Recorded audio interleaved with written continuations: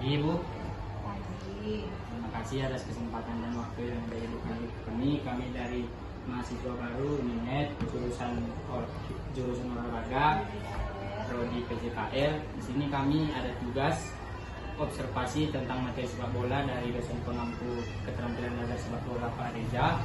Jadi di sini kami ingin mewawancarai Ibu dengan beberapa pertanyaan. Kami mohon bantuan Ibu. Oke.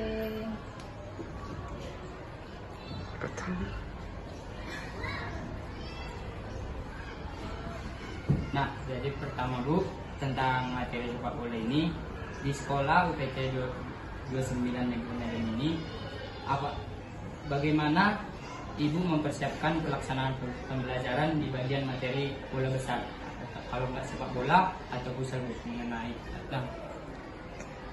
yang dimana kondisi kita di sekolah ini tidak mampu untuk mengadakan bola besar sepak bola. Tentunya di sini adanya futsal. Tidak, sepak bola. Bagaimana cara Ibu mempersiapkan pembelajaran sepak bola untuk siswa kita di UPT Negeri 29 Negeri Medan ini? Baik, Ibu jawab ya.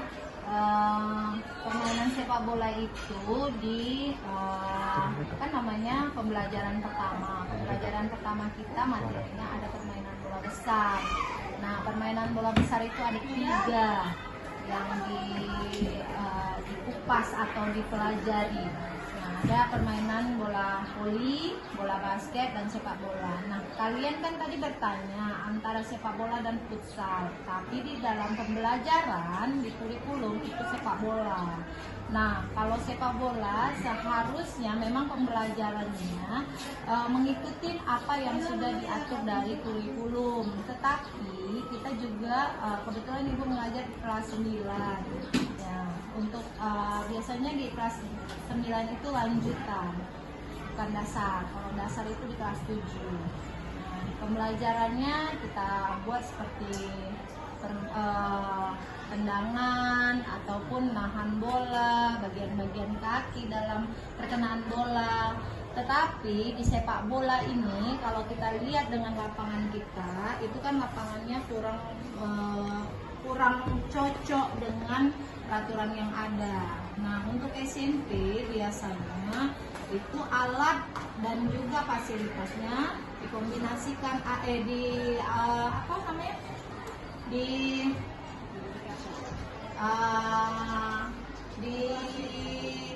dimodifikasi ya, dimodifikasi. Nah, ini contohnya, coba ambil deh. Nah, ini sepak bola, ya kan, sepak bola modifikasi alatnya seperti ini, sepak bola.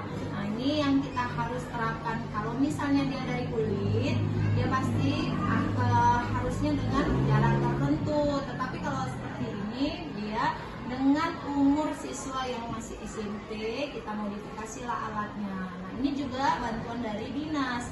Alat modifikasinya itu sepak bolanya itu terbuat dari seperti busa. Coba lihat.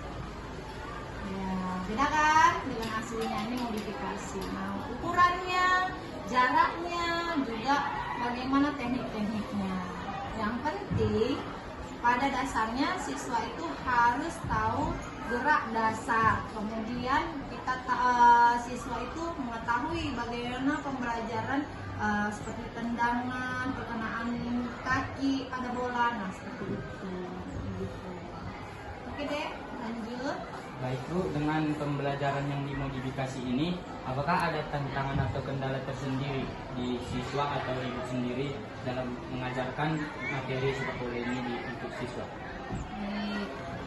Kalau alat modifikasi pastilah ada tantangan. Satu, tantangan yang paling utama, anak-anak yang biasa masuk klub bola, mereka tidak nyaman dengan alat modifikasi yang seharusnya tendangan-tendangan jarak jauh, kemudian bagaimana mereka menghentikan bola, agak berbeda dia dengan alat modifikasi.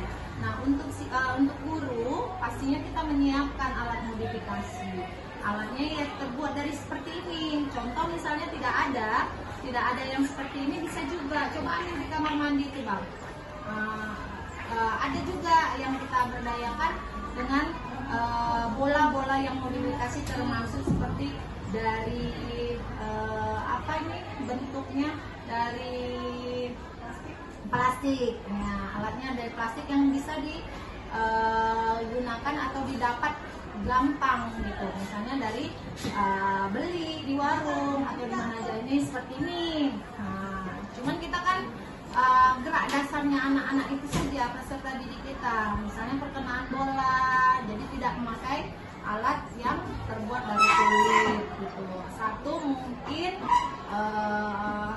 biayanya cukup mahal alatnya, kemudian kalau rusak Saatnya jam susah kita dapat ke-8 lagi. dimulai. Kalau yang ini kan tidak, kita bisa beli di mana aja, di warung It's time to begin to edit lesson. kemudian jaraknya, kalau jarak kan bisa kita Seluruh pelajaran kecil. hari ini telah selesai. Sampai jumpa besok pagi dengan semangat belajar baru. All lessons have ended for today. See you tomorrow morning with a new learning spirit. Take care on the way Jadi home di and have a mata nice kuliah kami day. semester 1 ini tentang penampilan dasar sepak bola itu, kami mempelajari tentang teknik-teknik dasar sepak bola. Jadi kami ingin bertanya kepada Ibu, bagaimana cara Ibu menilai keterampilan dasar sepak bola dari siswa? Apakah dari teknik saja atau cara mereka dengan teknik mereka, atau dari taktik, atau dari sikap seperti biasa mereka dalam bermain bola? Bagaimana cara Ibu menilai? Kalau untuk penilaian pastinya dari modifikasi dengan jarak, kemudian alat bolanya yang sudah dimodifikasi. Kita tidak menilai dengan taktik, tapi bagaimana sasaran penggunaan. Seperti tadi Ibu bilang, antara awal bola dengan taktik, sistem, kemudian tekniknya dapat tidak, tapi tetap dengan dimodifikasi alat, jarak, dan yang lainnya. Termasuk penilaian pada peserta didik juga kita pastinya seperti apa mereka melakukan penilaian. Ada nanti beberapa modul atau modul sepak bola Ibu share ke kalian atau Ibu tunjukkan ke kalian apa saja penilaiannya. Betul.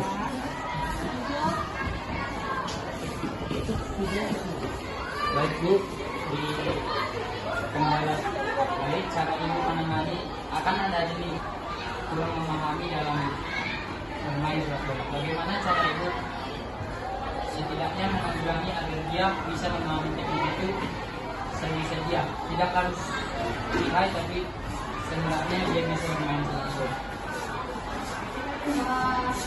Kita ceritakan yang negara, peraturannya, itu kan pastinya kita akan menjadikan pembelajaran itu menarik pada peserta didik, apalagi peserta didik kita di SMP gitu kan. Di pendidikan menengah pertama ini, sebelum SMP, harusnya pembelajaran untuk peserta didik kita sudah mulai jenuh, kita harus memodifikasinya dengan adanya permainan game-game kecil yang menarik, kemudian adanya reward kecil, kemudian ada lagi yang namanya